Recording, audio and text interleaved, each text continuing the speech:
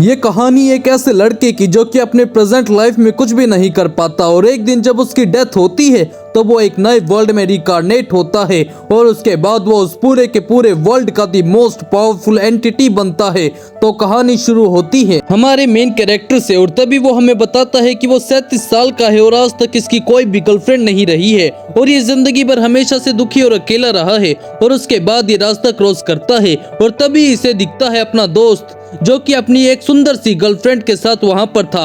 और तभी उसका दोस्त बोलता है, ओ ये देख मेरी गर्लफ्रेंड, कभी देखी इतनी सुंदर लड़की, और हमने तुम्हारे लिए खाने का रिजर्वेशन किया है और हम लोग साथ में जाएंगे और खाना खाएंगे। और उसके बाद हमारा मेन कैरेक्टर होटल जाने के लिए बिल्कुल तैयार हो चुका था और वो उसके पीछे पीछे जाने लगता है कि इतने में पीछे से एक नाइफ मैन आता है और उसके दोस्त पर हमला करने की कोशिश करता है। पर हमारा मेन कैरेक्टर जो कि हीरो था वो उसके सामने खड़ा हो जाता है और वो नाइफ सीधा उसकी बॉडी में घुस जाता है। और अब उसकी कंडीशन काफी ज्यादा खराब हो चुकी थी और अब वो मरने वाला था और वो अपने मन में सोचने लगता है, यार मेरी जिंदगी बहुत बुरी थी, 37 साल का हो गया हूँ मैं, पर आज तक मेरी एक भी गर्लफ्रेंड नहीं बनी। पर तभी हमें एक एआई सिस्टम की आवाज सुनाई देती है जो बोलती है, आपके अंदर ग्रेट स्टेज की एबिलिटी आ चुकी है, आपके अंदर पेन नलिफिकेशन की एबिलिटी भी आ चुकी है। और ये सब कुछ वो महसूस कर रहा था और वो सोचता है कि अब वो मरने वाला है और इसलिए उसे भगवान की आवाज सुनाई दे रही है। और वो मरते मरते अपने दोस्त को कहता है,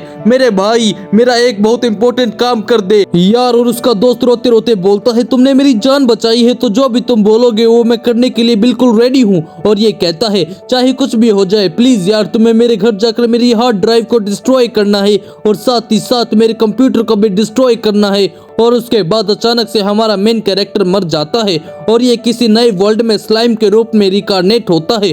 और तभी ये कहता है कि आखिरकार मेरे साथ हुआ क्या और मुझे तो कुछ दिखाई भी नहीं दे रहा। और अब उसके पास कुछ बहुत ही पावरफुल एबिलिटीज आ चुकी थी क्योंकि अब ना तो उसे किसी फायर से फर्क पड़ेगा और ना ही उसे कोई दर्द होगा। उसके पास एक और नई स्किल भी आ जाती है जिसका नाम प्रेडिएटर स्किल था। उसकी हेल्प से वो जिस भी चीज को खाएगा वो उसे एनालाइज कर सकता है। पर तभी वो एक छोटे से पेड़ को निगल लेता है और उसके बाद उसे उसकी एबिलिटीज भी मिल जाती हैं। पर तभी उसके माइंड के अंदर एक आवाज एको होती है और वो बोलती है, मेरा नाम ग्रेट सेज है और मैं तुम्हें हर चीज की इंफॉर्मेशन दूंगी। और वो उसे बताती है कि ये पूरी की पूरी दुनिया मैजिक रूल्स पर चलती है जो कि एक एनर्जेटिक मटेरियल है जो कि हर चीज में पाया जाता है। उसके बाद वो स्लाइम वहाँ की हर एक घास को खाना शुरू कर देता है और उनके हेल्प से कुछ हीलिंग पोशंस को भी बना डालता है। उसके बाद वो बहुत क्रिस्टल्स को भी कंज्यूम करना शुरू कर देता है और उसके बाद वो बहुत एक्साइटेड हो ही रहा था कि इतने में ही वो पानी में डूबना शुरू हो जाता है। और अब उसे लग रहा था कि वो मरने वाला है, पर इतने में ही वो अपने मुंह के अंदर बहुत से वाटर को स्टोर कर देता है और उसे शूट कर देता है जिसकी हेल्प से वो बहुत तेज जाकर गिरता है और सीधा एक मैजिकल दीवार से टकरा जाता है। वो सोचता है कि मुझे तो बहुत तेज लगी है पर मुझे कोई भी दर्द नहीं हुआ। और इतने में ही ग्रेट सेज बोलती है कि तुम्हारे पास एक पेन नलिफिकेशन की एबिलिटी है, यानी कि उसे किसी भी चीज से कोई भी दर्द महसूस नहीं होगा। और ऐसे ही करते करते उस स्लाइम के पास काफी ज्यादा पावर्स भी आ चुकी थी। पर तभी उसे अपने पीछे से बहुत ही डरावनी आवाज आती है और वो उसे कहती है, ओए पिद्दी तू यहाँ कैसे आया। और इस आवाज को सुनकर वो स्लाइम काफी ज्यादा डर चुका था पर वो स्लाइम कुछ भी देख नहीं पाता क्योंकि उसके पास ऐसी कोई एबिलिटी थी ही नहीं जिसकी हेल्प से वो अपने आसपास की चीजों को महसूस कर पाए। और वो ब्लैक क्रीचर उसे कहता है कि अगर वो उसे मिलने के लिए उस केव में आता रहेगा तो वो ब्लैक फिगर उसकी हेल्प करेगा और उसे एक ऐसी एबिलिटी दूंगा जिसकी हेल्प से वो देख पाएगा और अपने आसपास की चीजों को भी महसूस कर पाएगा। और वो स्लाइम उसकी इस बात को एक्सेप्ट कर देता है और उसके बाद वो ब्लैक फिगर उसकी हेल्प करता है। और अब वो स्लाइम को दिखना भी शुरू हो जाता है और अब वो अपने आसपास की सभी चीजों को महसूस कर रहा था और देख भी पा रहा था। वो बहुत खुश था क्योंकि अब उसे दिखना शुरू हो चुका था। और अब वो स्लाइम अपने सामने देखता है तो उसे पता चलता है कि वो क्रीचर कोई ब्लैक फिगर नहीं बल्कि एक बहुत बड़ा ड्रैगन है। उसे देखकर वो स्लाइम काफी ज्यादा डर चुका था और वो ड्रैगन स्लाइम को बताता है कि उसका नाम द ग्रेट ड्रैगन बेल्डोरा है और वो 300 सालों से यहाँ पर कैद है और पिछले 300 सालों से उसने यहाँ पर किसी को भी नहीं देखा और वो यहाँ पर अकेला पड़ा है। उसके बाद वो ड्रैगन बताता है कि आखिरकार वो यहाँ पर आया कैसे। एक बार गलती से उसने अपने फायर पावर की हेल्प से एक एक पूरी की पूरी सिटी को डिस्ट्रॉय कर दिया था। और जब वो सिटी को डिस्ट्रॉय कर रहा था तो वहाँ पर एक हीरो आ चुका था और वो हीरो काफी ज्यादा पावरफुल भी था। और उस हीरो ने अपना एक अनलिमिटेड प्रिजनमेंट का स्पेल यूज करके उस ड्रैगन को हमेशा हमेशा के लिए यहाँ पर कैद कर दिया। और उसी दिन के बाद से वो अपना कोई भी मैजिक यूज नहीं कर पा रहा था और पिछले 300 सालों से वो यहाँ पर सील्ड रखा है। उसी के साथ साथ वो स्लाइम भी उसे अपनी कहानी बताना शुरू कर देता है और वो बोलता है कि पहले मैं एक ह्यूमन था और एक दिन मुझे नाइफ खोरों ने मार दिया और उसी दिन के बाद से मैं इस वर्ल्ड में रिकार्नेट हो चुका हूँ। और जब वो स्लाइम उस ड्रैगन को चारों ओर से देखता है तो वहाँ पर उसे ग्लोइंग शीट दिखती है और हाँ, ये वही अनलिमिटेड प्रिजनमेंट की जेल थी। उसके बाद वो स्लाइम उस ड्रैगन को एक प्रपोजल देता है कि वो दोनों इस केव में बिल्कुल अकेले हैं तो क्यों ना वो दोनों दोस्त बन जाए। और पहले तो वो ड्रैगन और स्लाइम को काफी एटीट्यूड दिखा रहा था, पर आखिर में जाकर वो दोनों एक दूसरे की तकलीफ समझते हैं और एक दूसरे के साथ हाथ मिलाकर दोस्ती कर देते हैं। और तभी हमारा हीरो काफी ज्यादा खुश होता है और कहता है, ओ यार, इस वर्ल्ड में तो मजा आ गया, मैंने पहली बार किसी ड्रैगन को अपना दोस्त बनाया और आई होप मेरे दोस्त ने मेरी हार्ड ड्राइव को डिस्ट्रॉय कर दिया होगा। और तभी हम देखते हैं कि उसके दोस्त ने हमारे हीरो के कंप्यूटर को पानी में फेंक दिया है, जिसके कारण उसका पूरा का पूरा पीसी ही एकदम डिस्ट्रॉय हो चुका था। उसके बाद स्लाइम उस ड्रैगन से कहता है कि क्या होगा अगर तुम इस प्रिजन से बाहर निकलो ही ना। और उसके बाद वो ड्रैगन कहता है, मेरे पास सिर्फ 100 साल का मैजिक बचा है और उसके बाद शायद मैं मर भी जाऊं। पर स्लाइम को ये सब बिल्कुल भी अच्छा नहीं लगता और वो उस अनलिमिटेड प्रिजनमेंट पर अपनी प्रीडिएटर स्किल को यूज कर देता है, पर उस स्किल से कुछ भी नहीं होता। और तभी ग्रेट सेज उसे बताती है कि अगर उसे उस प्रिजन को कुछ करना है तो उन लोगों को उस प्रिजन को दोनों तरफ से यानी कि अंदर बाहर से एग्जामिन करना होगा। उसके बाद स्लाइम उस ड्रैगन से कहता है, देखो मेरे पास एक प्लान तो है, मैं तुम्हें पेट के अंदर अपने प्रीडिएटर स्किल से निगल लूंगा और उसके बाद मैं इसे एनालाइज करूंगा और तुम इसे अंदर से डिस्ट्रॉय कर लेना और इससे तुम्हें कोई नुकसान भी नहीं होगा और तुम फ्री भी हो जाओगे। और ड्रैगन को भी ये प्लान काफी सही लगता है और वो जोर जोर से हंसने लगता है। और अब स्लाइम अपनी स्किल का यूज करने ही लगता है कि इतने में ही ड्रैगन उससे कहता है, यार क्यों ना सबसे पहले हम एक दूसरे को नाम दे दे। तो वो स्लाइम बहुत सोचता है और सबसे पहले वो उस ड्रैगन का नाम देता है टेम्पेस्ट। और अब वो ड्रैगन बहुत खुश हुआ था क्योंकि अब उसे अपना नाम मिल चुका था और उसका नाम था वेल्डोरा टेम्पेस्ट। इसी बात पर वो ड्रैगन भी अपने स्लाइम दोस्त को एक नाम देता है और वो नाम देता है रेमरू टेम्पेस्ट। वो दोनों बहुत खुश थे और उसके बाद स्लाइम उस ड्रैगन पर अपनी स्किल प्रेडिएटर का यूज कर देता है और उसे निगल लेता है। अब वो ड्रैगन उस स्लाइम के पेट के अंदर था और इसके बाद आसपास की सभी कंट्री काफी ज्यादा परेशान हो चुकी थी क्योंकि जब से स्ट्रॉन्ग ड्रैगन टेम्पेस्ट वेल्डोरा गायब हो चुका था तब से उनकी कंट्री के सिस्टम खराब हो चुके थे। और कहीं ना कहीं उन लोगों को यह भी डर था कि वेल्डोरा उनके किंगडम पर फिर से अटैक ना कर दे और उस किंगडम को राख ना बना दे, क्योंकि वेल्डोरा कोई आम ड्रैगन नहीं बल्कि टॉप के ग्रेटेस्ट ड्रैगन में से एक था। और वहीं दूसरी तरफ वो स्लाइम भी उसी केव को एक्सप्लोर कर रहा था और वो कोई ऐसी जगह ढूंढ रहा था जहाँ से वो इस केव से बाहर निकल पाए और जो भी क्रिस्टल उसे अपने रास्ते में मिल रहे थे वो उन्हें निगल रहा था और उनकी पावर को कंज्यूम कर रहा था। और इतने में ही वो एक new skill the water blade को एक्वायर कर देता है और ये स्किल एक खतरनाक स्किल थी क्योंकि इसकी हेल्प से वो किसी को भी एक ही स्लैश में खत्म कर सकता था। पर इतने में ही उसे अपने सामने एक बहुत बड़ा ब्लैक सर्पेंट दिखता है और रिमरू उसको देखकर काफी ज्यादा डर चुका था, पर वो वाटर ब्लेड का यूज करके उस सर्पेंट को एक ही स्लैश में मार डालता है। और जैसे ही वो सांप को मार डालता है उसके पास एक और new skill the poison breath आ चुकी थी। रिमरू को ये सब काफी बढ़िया लग रहा था। उसके बाद वो बारी बारी करके उस केव के हर एक मॉन्स्टर को मारना शुरू कर देता है। वो सबसे पहले एक लिजर्ड को, उसके बाद एक बड़े से कीड़े को और लास्ट में जाकर एक क्वीन बी को मार डालता है। और अब उसके पास स्पाइडरमैन की पावर्स भी आ चुकी थी और वो टार्जन की तरह इधर उधर भी जंप कर सकता था। और उस केव को एक्सप्लोर करते करते वो फाइनली एक गेट के पास पहुंच जाता है और तभी वहां पर कुछ ट्रैवलर्स उस डोर को ओपन कर देते हैं और उन्हें देखकर रिमरू उसी डोर के पीछे छिप जाता है। वो लोग एक इनविजिबल पोशन का यूज करते हैं और उसके बाद उस केव को एक्सप्लोर करना शुरू कर देते हैं क्योंकि उन्हें उस जगह से काफी मैजिकल आइटम्स मिल सकते थे।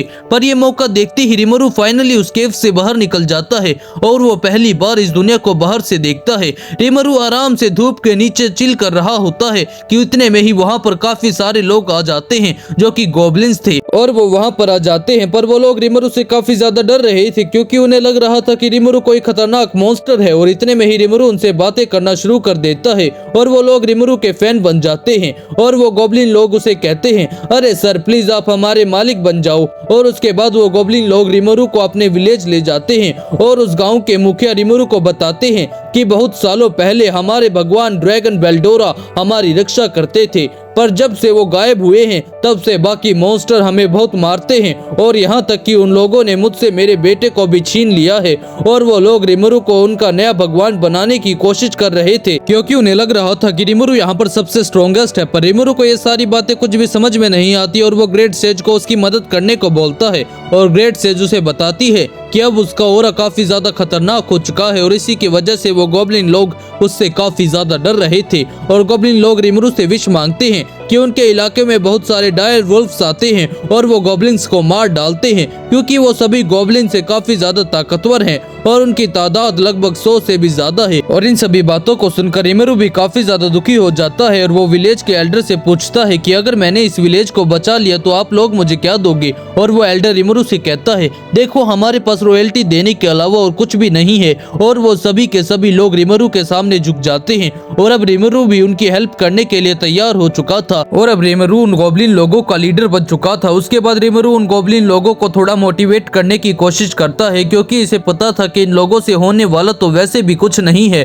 तो सबसे पहले वो स्लाइम उस गांव के कुछ घायल हुए गॉब्लिन्स को देखता है ताकि वो उनकी हेल्प कर सके। और उसके बाद उस विलेज का एल्डर रिमरू को उस विलेज के हॉस्पिटल ले जाता है जहां पर वो देखता है कि वहां पर बहुत सारे घायल हुए गॉब्लिन्स को देखता है और उन लोगों को किसी और ने नहीं बल्कि उन्हीं वुल्फ्स ने मारा होता है और वो लोग काफी बुरी कंडीशन में होते हैं। रिमरू सबसे पहले उन लोगों को निगलता है और उन पर अपने हीलिंग प्रेडिएटर स्किल का यूज करता है जिसकी हेल्प से उन लोगों की सभी इंजरी ऑटोमेटिक हील हो जाती है। और उसके बाद वो बारी बारी करके सबसे पहले उन गॉब्लिन्स को निगलता है और अपने हीलिंग मैजिक का उन सभी पर यूज कर देता है और उसके बाद वो सभी के सभी लोग ठीक हो जाते हैं। और उसके बाद एक के बाद एक करके रिमरू उन सभी गॉब्लिन्स को पेट के अंदर निगलता है, उन्हें हील करता है और उसके बाद एक करके सभी गॉब्लिन्स भी ठीक हो जाते हैं। और जैसे ही रात होती है हम देखते हैं कि लगभग 100 से भी ज्यादा वुल्फ उस गॉब्लिन विलेज की तरफ भागना शुरू कर देते हैं और उन्हें किसी भी हालत में बस विलेज को खत्म करना था।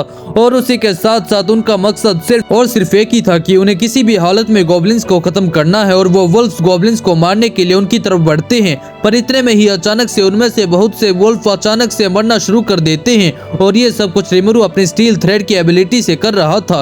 और इतने में ही उन सभी वुल्फ्स का बॉस जो कि गॉब्लिन्स को मारने के लिए सबसे पहले आगे बढ़ता है और वो बाकी वुल्फ से सबसे ज्यादा ताकतवर भी था। वो बारी बारी करके हर एक थ्रेड को काटना शुरू कर देता है और उसके बाद वो एक एक करके वो गॉब्लिन्स की तरफ बढ़ना शुरू कर देता है। वो रिमरू को मारने वाला था कि इतने में ही रिमरू अपने स्टिकी थ्रेड का यूज कर देता है और उस वुल्फ बॉस को हवा में ही लटका देता है। पर अभी भी उन वुल्फ्स का लीडर हार नहीं मान रहा होता और उसे किसी भी हालत में उन गॉब्लिन्स और रिमरू को मारना ही था। और अब रिमरू के पास कोई और चारा भी नहीं बचा था और उसके बाद रिमरू वाटर ब्लेड का यूज करता है उस वुल्फ बॉस पर और अब उन वुल्फ का लीडर सीधा ही मर चुका था। और उसके बाद रिमरू अपनी प्रेडिएटर स्किल का यूज करके उस लीडर वुल्फ को मिमिक कर देता है और अब Rimuru same to same leader wolf के जैसा ही दिख रहा था।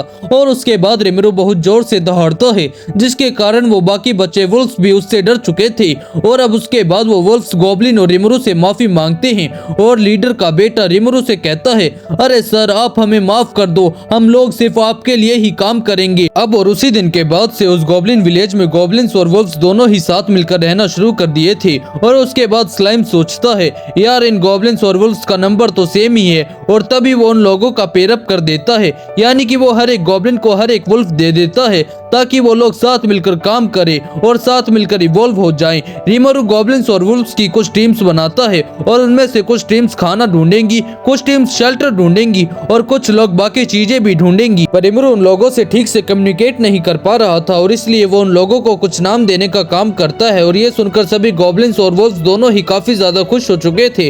और उसके बाद गॉब्लिन्स और वुल्फ्स एक लाइन बनाकर स्लाइम के पास खड़े हो जाते हैं और सबसे पहले रिमरू उस एल्डर गॉब्लिन का नाम देता है और वो होता है रिगार्ड। और इस नाम को ही सुनकर एल्डर गॉब्लिन काफी ज्यादा खुश हो जाते हैं, क्योंकि आज से पहले कभी भी किसी ने उसे नाम नहीं दिया था। और ये बात सुनकर ही रिमरू उन गॉब्लिन्स और वुल्व्स को नया नाम देने वाला है। ये सुनकर पूरा का पूरा गांव काफी ज्यादा एक्साइटमेंट में आ चुका था। और उसके बाद वो बारी बारी करके हर एक गॉब्लिन को नया नाम देना शुरू कर देता है।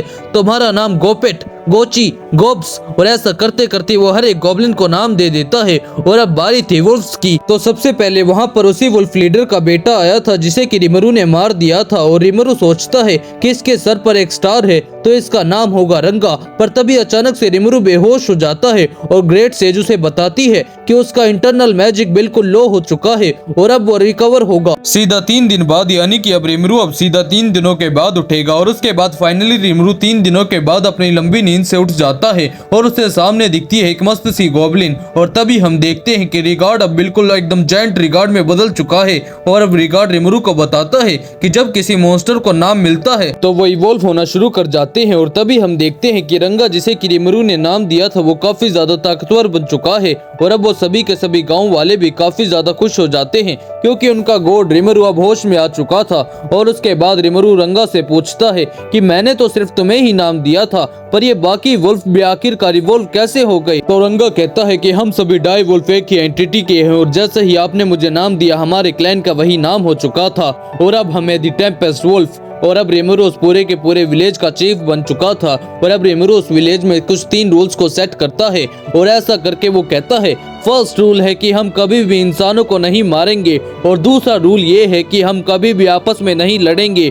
और तीसरा रूल है कि हम कभी भी दूसरे रेस को कमजोर नहीं मानेंगे और कभी भी उन पर हमला नहीं करेंगे। पर उनमें से एक गॉब्लिन बोलता है, अरे सर, हम इंसानों को क्यों नहीं मारेंगे। और इसी बात पर रिमरू बोलता है, क्योंकि मुझे इंसान काफी ज्यादा पसंद है, इसलिए हम लोग उन्हें नहीं मारेंगे। और इतने में ही गोप्टा पूछता है कि मुझे तीसरे रूल में थोड़ा शक है और हम ऐसा क्यों नहीं करेंगे। और इस पर रिमरू कहता है कि जैसा कि मैंने तुम्हें नाम दिया है और तुम लोग बहुत पावरफुल बन गए हो, तो हम इस पावर का गलत इस्तेमाल नहीं करेंगे और इसलिए हम किसी दूसरी देश को नीचा नहीं दिखाएंगे। और इसके बाद वो सभी के सभी गांव वाले भी काफी ज्यादा खुश हो जाते हैं। और उसके बाद वो वहां पर रहने वाले हर एक वुल्फ को भी और हर एक गॉब्लिन को भी कुछ काम देता है। और उसके बाद वो रिगार्ड को गॉब्लिन्स का इंचार्ज बना देता है, यानी कि अब रिगार्ड बन चुका था द गॉब्लिन लॉर्ड, जिसे सुनकर रिगार्ड काफी ज्यादा खुश हो जाता है। अब कुछ गॉब्लिन्स उस विलेज की देखरेख करेंगे और कुछ फूड कलेक्ट करेंगे।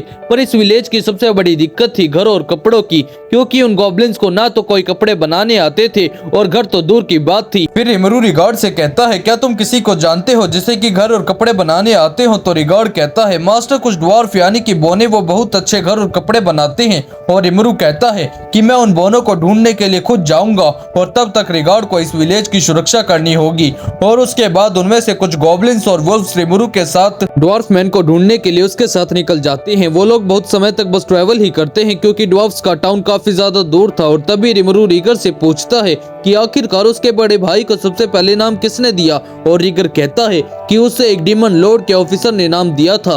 और तब रिमरू को पता चलता है कि इस वर्ल्ड में काफी डिफरेंट स्पीशीज भी एग्जिस्ट करती हैं। और तभी रात में वुल्फ, गॉब्लिन और रिमरू एक जगह रेस्ट करने के लिए रुक जाते हैं। और गोप्टा रिमरू को बताता है कि अरे सर, क्या आपको पता है उस ड्वार्फ टाउन में बहुत सी सुंदर सुंदर एल्फ भी रहती हैं। और ये सुनकर रिमरू के मन में लड्डू फूटना शुरू हो जाता है और वो कहता है, अरे यार, मतलब इस वर्ल्ड में मजा ही आ जाएगा। और गोप्टा कहता है कि उस ड्वार्फ किंगडम में किसी भी तरह की लड़ाई करना अलाउड नहीं है। और उसके अगले दिन ही वो लोग अपनी जर्नी को कंटिन्यू करते हैं और 3 दिनों के बाद फाइनली वो लोग ड्वार्फ किंगडम पहुंच जाते हैं। और वो किंगडम बहुत सुंदर और बड़ा था और उस किंगडम में घूमने के लिए बाहर बहुत बड़ी लाइन थी। और उसी के साथ रिमरू और गोप्टा भी उस लाइन में लग जाते हैं और बाकी गॉब्लिन और वुल्फ उस किंगडम के बाहर रहकर ही उन लोगों का वेट करते हैं। पर तभी रिमरू और गोप्टा के पीछे ही 2 इंसान आते हैं और वो लोग रिमरू और गोप्टा से कहते हैं, ओए इधर से निकल जाओ वरना हम तुम्हें मार कर तुम्हें लूट लेंगे। पर तभी रिमरू कहता है, देखो मैं तुम्हें एक वार्निंग दूंगा, तुम दोनों चुपचाप यहाँ से निकल जाओ और मैं तुम्हारा कुछ नहीं बिगाड़ूंगा। पर तभी वो लोग काफी ज्यादा गुस्से में आ जाते हैं और वो लोग रिमरू और गोप्टा पर अटैक करने वाले होते हैं। कितने में ही रिमरू एक बड़े वुल्फ में मिमिक हो जाता है और अचानक से उसके बाद वहाँ पर कुछ और इंसान आते हैं जिनका मकसद सिर्फ और सिर्फ एक ही था कि उन्हें किसी भी हालत में रिमरू और गोप्टा को मारना था। रिमरू अपने मिनेका वाले अटैक का यूज करके उन सभी के सभी इंसानों को एक सोनिक वेव में डाल देता है और उसके बाद रिमरू को रियलाइज होता है कि उसने बहुत बड़ी गलती कर दी है, क्योंकि जैसे ही उसने दहाड़ मारी वहाँ पर लगभग 100 से भी ज्यादा ह्यूमंस बेहोश हो चुके थे। और जैसे ही ये न्यूज किंगडम तक पहुंची वहाँ पर कुछ ड्वार्फ सोल्जर आ चुके थे और उन लोगों ने रिमरू और उस गॉब्लिन को प्रिजन में बंदी बना लिया था। और उसके बाद वो ड्वार्फ सोल्जर रिमरू से कहता है, यार तू है तो कितना छोटा सा, तूने ये सब कैसे किया।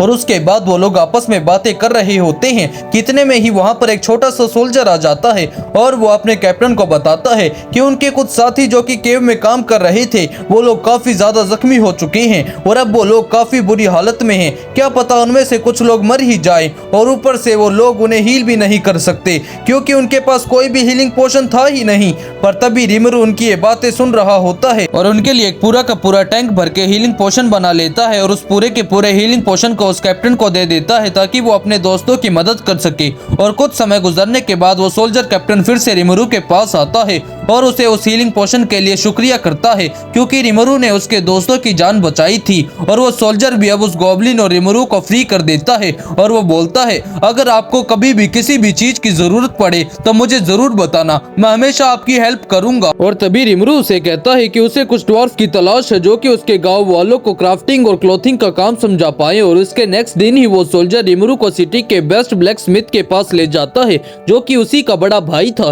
रिमरू देखता है कि उस जगह पर बहुत से ओपी आर्मर्स और वेपन्स थे जिन्हें कि उस ब्लैक स्मिथ ने अपने हाथों से खुद बनाया था। उसके बाद वो दोनों सिटी के बेस्ट ब्लैक स्मिथ के पास जाते हैं जिसका नाम काइजन था। और काइजन से बातें करके रिमरू को पता चलता है कि वो एक बहुत बड़े टास्क में फंसा हुआ है क्योंकि उसे उस किंगडम के किंग से एक ऑर्डर मिला होता है कि उसे एक हफ्ते के अंदर 20 लॉन्ग स्वॉर्ड्स को बनाना होगा। और ये बहुत इम्पॉसिबल टास्क था क्योंकि एक लॉन्ग स्वॉर्ड को बनाने के लिए लगभग 3 दिन लगते हैं और ऊपर से जो सामग्री उस लॉन्ग स्वॉर्ड को बनाने में लगती है वो बहुत रेयर थी और अब तो उसकी क्वांटिटी भी उस ड्वार्फ के पास बहुत कम बच चुकी थी और ना तो इसके पास टाइम है और ना ही तो मैजिकल हॉर्स। पर तभी रिमरू कहता है, शायद से मेरे पास कुछ है। और वो अपने पेट के अंदर से एकदम मस्त मस्त कोर्स को निकालता है जिसे देखकर वो ब्लैक स्मिथ काफी ज्यादा शॉक हो चुका था। और ब्लैक स्मिथ कहता है, अरे सर आपके पास ये और कहाँ से आए। और रिमरू कहता है, ये तो मेरे लिए बहुत छोटी मोटी बात है, मेरे पास ऐसे बहुत से ऑर्स पड़े हैं। और उसके बाद वो ब्लैक स्मिथ उस ऑर का यूज करता है और एक मस्त एन्चांटेड स्वॉर्ड बनाता है। और उसके बाद रिमरू स्वॉर्ड पर अपनी प्रेडिएटर स्किल का यूज करता है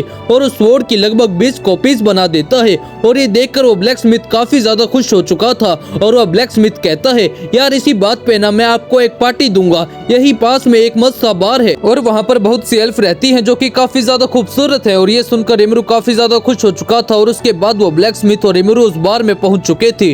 और अब रिमरू साक्षात स्वर्ग में था क्योंकि उसने अपनी जिंदगी में पहली बार ऐसे स्वर्ग को महसूस किया था। और वो लोग उस बार में बहुत मजे करते हैं, वो लोग पार्टी कर ही रहे होते हैं कि इतने में ही उनके बार के बाहर एक आदमी आ जाता है। नेक्स्ट सीन में हम देखते हैं कि काइजन रिमरू को कहता है कि मैं थोड़ा बहुत दुखी तो हूँ क्योंकि मैं इन स्वॉर्ड्स को बनाने में बहुत टाइम लगा देता हूँ और मुझे बहुत मेहनत लगती है, पर तुमने इन्हें एक ही सेकंड में कॉपी पेस्ट कर दिया। पर एक दिन मैं एक ऐसी स्वॉर्ड बनाऊंगा जिसे कि तुम भी कॉपी पेस्ट नहीं कर पाओगे। इतने में ही एक एल्फ रिमरू को बोलती है कि वो रिमरू को एक स्पेशल सर्विस देगी और भाई रिमरू कुछ अलग ही सोचने लग जाता है। पर वो स्पेशल सर्विस ये थी कि वो रिमरू को एक बॉल की हेल्प से रिमरू का फ्यूचर देखने वाली होती है और वो बोलती है कि मैं इस बॉल की हेल्प से तुम्हारा फ्यूचर देखूंगी और देखूंगी कि आखिरकार तुम्हारा फ्यूचर में पार्टनर कौन होगा। और जैसे ही वो एल्फ अपने मैजिक को उस बॉल पर यूज करती है उस पर हम एक अजीब सी लड़की को देखते हैं और रिमरू को जापानीज लड़की ही पसंद थी और वो उसे देखकर काफी खुश था। और तभी वहाँ पर एक वेस्टो नाम का बंदा आ जाता है जो कि किंग का एक मिनिस्टर था और वो काइजन से कहता है, ओए काइजन मैंने तुझे बोला था ना कि मुझे 20 स्वॉर्ड चाहिए एक हफ्ते के अंदर, तू यहाँ पे मस्ती कर रहा है, जाके काम कर। पर तभी काइजन कहता है, मैंने वो पूरी की पूरी स्वॉर्ड बनाकर सबमिट कर दी है तो तुम लेट हो। और उसके बाद वो वेस्टो नामक प्राणी रिमरू की बेइज्जती करना शुरू कर देता है और वो उसे बहुत बुरा भला भी कहता है और वो उस पर एक वाइन का गिलास भी गिराता है। पर रिमरू वहाँ पर कोई भी सीन क्रिएट नहीं करना चाहता था इसलिए वो उस वेस्टो को कुछ नहीं बोलता। पर इतने में ही काइजन पीछे से आकर वेस्टो को 2 मुक्के उसके मुंह पर मारता है और बोलता है, अगर किसी ने भी मेरे दोस्त को कुछ किया तो मैं उसे जिंदा नहीं छोड़ूंगा। और उसके बाद काइजन रिमरू से बोलता है, रिमरू तुमने मुझसे कहा था ना कि तुम्हें अपने विलेज के लिए कुछ ब्लैक स्मिथ चाहिए तो मैं तुम्हारा साथ दूंगा। और ये देखकर रिमरू काफी ज्यादा खुश हो चुका था। पर इतने में ही उस किंगडम के सभी गार्ड्स उस बार में आ जाते हैं और वो लोग रिमरू, काइजन और उनके बाकी के साथियों को अपने साथ जेल में ले जाते हैं क्योंकि उन लोगों ने किंग के मिनिस्टर पर हाथ उठाया था। और इतने में ही वो 3 ड्वार्फ भी रिमरू से कहते हैं कि हम भी तुम्हारे विलेज में आएंगे और तुम्हारे लोगों को काम सिखाएंगे क्योंकि तुमने हमारी बहुत मदद की है। और ऊपर से गोप्टा नामक गॉब्लिन जब से रिमुरु के साथ जेल में आया था वो तब से ही सोया होता है। अगले ही सीन में हम देखते हैं कि रिमुरु और उसके बाकी साथी कोर्ट में पहुंच चुके हैं, जहां पर किंग और उसकी आर्मी भी थी। और उसके बाद उस कोर्ट का जज काइजन से पूछता है कि आखिरकार तुम्हारे साथ हुआ क्या है, और इतने में ही उनका लॉयर उनके खिलाफ बोलना शुरू कर देता है और कोर्ट का जज उन ड्वार्फ को 20 सालों तक काम करने की सजा दे देता है। पर इतने में ही किंग खुद खड़ा होकर काइजन से उसका हालचाल पूछता है, क्योंकि किंग और काइजन बहुत अच्छे दोस्त थे और वो लोग साथ में ही काम करते थे। और ऊपर से वो किंग काफी ज्यादा शक्तिशाली था, उसका पावर लेवल रिमुरु से भी बहुत ज्यादा था। और उसके बाद वो किंग काइजन से पूछता है कि क्या काइजन फिर से किंग के लिए काम करना पसंद करेगा या फिर नहीं। पर इसकी बात पर काइजन बोलता है कि वो अपनी रॉयल्टी रिमुरु को दे चुका है, तो इसलिए वो फिर से किंग के लिए काम नहीं करेगा। और उसके बाद वो किंग काइजन और उसके साथियों को पनिशमेंट देता है कि आज के बाद वो लोग उस किंग के किंगडम में कभी नहीं आएंगे। और उसके बाद काइजन और उसके बाकी साथी रिमुरु के साथ उसके विलेज के लिए निकल जाते हैं। उसके बाद हम देखते हैं कि रिमुरु और बाकी ड्वार्फ अपने विलेज तक पहुंच चुके थे और अब रिमुरु अपने एक नए मूव जो कि बहुत ज्यादा पावरफुल था, दी ब्लैक लाइटनिंग, वो रंगा को दिखाता है। और उस मूव की हेल्प से वो एक बहुत बड़े स्टोन को एक ही लाइटनिंग में तोड़ डालता है। वो लोग मजे कर रहे होते हैं और बेकेट बॉस उन गॉब्लिन्स को कुछ वेपन बनाना भी सिखा रहे होते हैं। और गरम नाम का एक ड्वार्फ उन गॉब्लिन्स को कुछ कपड़े बनाने की ट्रेनिंग दे रहा होता है। और डार्ट उन लोगों को क्राफ्टिंग की स्किल सिखा रहा होता है और माइंड उन लोगों को घर बनाने की प्रैक्टिस दे रहा था। और अब वो विलेज काफी स्पीड से इवॉल्व हो रहा था।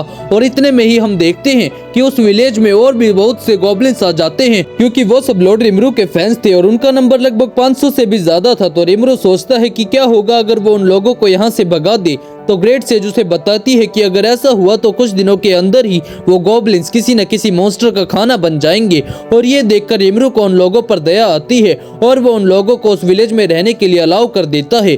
और उसके बाद रिमुरु उन 500 गॉब्लिन्स को नाम देता है और उसके बाद उसका मैजिक बहुत ज्यादा खत्म हो जाता है। और उसके बाद वो 3 दिनों के लिए सो जाता है। और हम देखते हैं कि गोप्टा ने एक न्यू स्किल को मास्टर कर लिया है और वो कभी भी अपने टेम्पेस्ट वुल्फ को समन कर सकता था। और यहाँ बाकी गॉब्लिन्स भी धीरे धीरे इवॉल्व कर रहे थे। और उसके बाद रिगार्ड जो कि एल्डर गॉब्लिन था वो जल्दी से दौड़ते दौड़ते रिमुरु के पास आता है और वो रिमुरु से कहता है कि हमारे इलाके में कुछ ह्यूमंस आए हैं। और तभी हम देखते हैं कि वो तीनों इंसान अपनी जान बचाकर वहां से भाग रहे होते हैं, क्योंकि उनके पीछे एक मॉन्स्टर एंट पड़ी होती है जो कि काफी बड़ी होती है। पर इतने में ही वहां पर एक और ह्यूमन जिसका नाम शिजू था वो वहां पर आ जाती है और वो अपनी फायर स्वॉर्ड की हेल्प से उन सभी के सभी मॉन्स्टर एंट्स पर अटैक कर देती है और बारी बारी करके उन मॉन्स्टर एंट्स को खत्म कर देती है।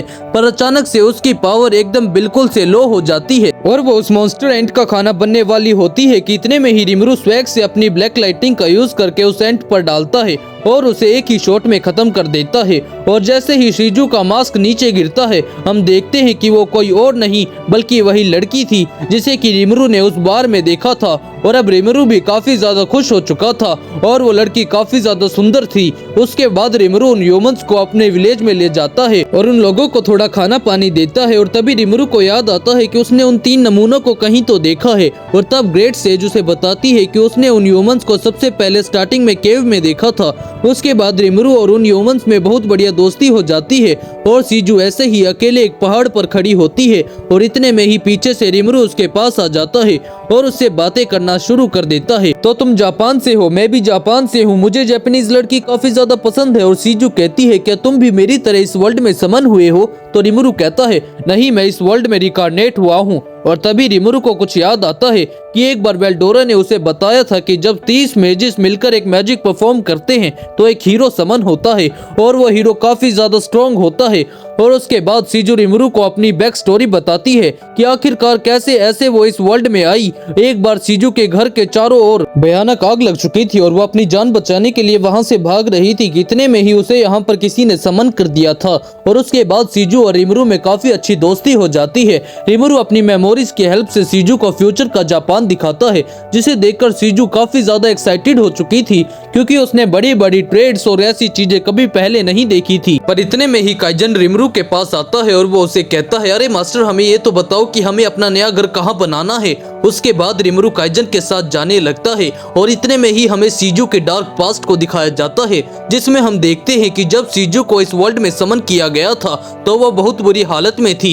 इतने में ही एक आदमी ने उसकी सोल को एक डीमन स्पिरिट को दे दिया था और अब शायद से शिजू के अंदर भी वो डीमन स्पिरिट है और अब इसी के साथ इसका सीजन 1 खत्म हो जाता है। तो दोस्तों आपको इस एनीमे का सीजन 1 कैसा लगा हमें कमेंट में जरूर बताना। बाकी वीडियो को लाइक कर दो, चैनल को सब्सक्राइब कर दो और कमेंट में सीजन 2 लिख दो। बाकी मिलते हैं एक और न्यू वीडियो में।